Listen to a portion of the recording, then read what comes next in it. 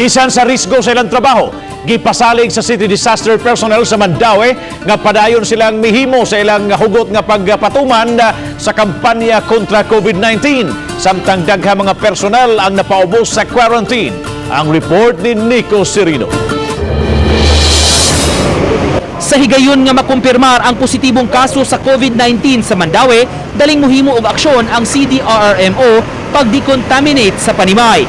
Bisan magabii, himuon ang disinfection ug pagcordon sa palibot niini. Butangan og yellow line, lakip na ang balay nga nasud sa hot zone. Pasabot sa Operations Head Felix Rico, importante kini aron masiguro nga dili manggawas ang gipang monitor sa palibot. Ngunit siya magitan ng mga 10 meters sa hayang region.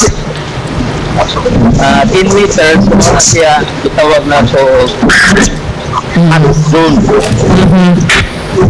Hot zone. So, anak po ito siya among pag-disinfect. Samtang usa na lang ka staff sa CDRRMO ang nagpaabot nga matapos ang iyang quarantine period. Pipila ka personnel ang ilang na quarantine tungod sa exposure sa usa ka pasyente apan nakumpleto ra nila ang isolation period. Kauban sa compound.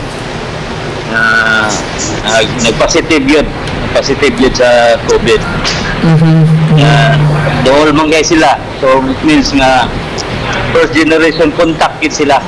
Gikalipay o gipasalamat ni Suico nga walay nataptan og COVID sa ilang mga personnel bisan sa risgo nga ilang giatubang adlaw-adlaw. Naiubo ka ginagmay ng nana. So wala gyud kuan, wala may kumpiyansa among giday nang ipa-kuan para rapid test. Uban ni June Solon, ako si Nico Sereno ug kini akong special report.